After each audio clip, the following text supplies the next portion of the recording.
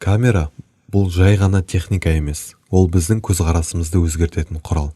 Дұрыс қолданылған камера көрерменді бейненің ішіне тартып, ақпаратты әлдеқайда әсерлі жеткізуге мүмкіндік береді. Бүгін біз телеоператорлық жұмыстың негізгі элементтері план, ракурс, кадр және жарық туралы сөз қозғаймыз. План кадрдағы кеңістікті ұйымдастыру әдісі. Белгілі бір планды таңдау көрерменнің бейнені қалай қабылдайтынын анықтайды. Операторлық өнерге арналған операторское мастерство кітабында Полотин план туралы былай дейді. План көрерменнің назарын белгілі бір объектіге аударту үшін қолданылатын басты құрал. Бұл жалпы план. Ол бізге кеңістікті толық көруге мүмкіндік береді. Бұл ортаңғы план. Ол кадрдағы басты оқиғаны нақты көрсетеді. Бұл жақын план.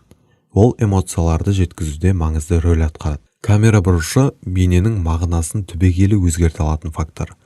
Фартанов кино және шындық кітабында ракурс туралы былай дейді. Ракурс көрерменнің қабылдауын манипуляциялау әдісі. Бұл жоғары ракурс. Ол кейіпкерді әлсіз етіп көрсету үшін қолданылады. Бұл төмен ракурс. Ол кейіпкерді маңызды, мықты етіп көрсету үшін қолданылады. Ал бұл табиғи көрінетін көз деңгейіндегі ракурс. Кадр көріністің шекарасы. Дұрыс құрастырылған кадр көрерменнің назарын қажетті элементтерге бағыттайды. Бабаханов кино тілі кітабында кадр фильмнің негізгі құрылымдық элементі.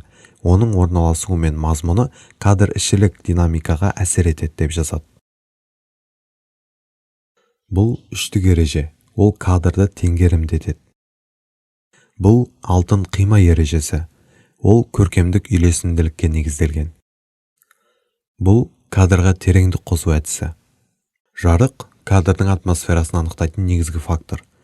Полотиннің операторское мастерство кітабында жарық туралы мынадай анықтама берілген. Жарық көрермен эмоциясына әсер ететін ең қуатты құрал. Бұл тік жарық.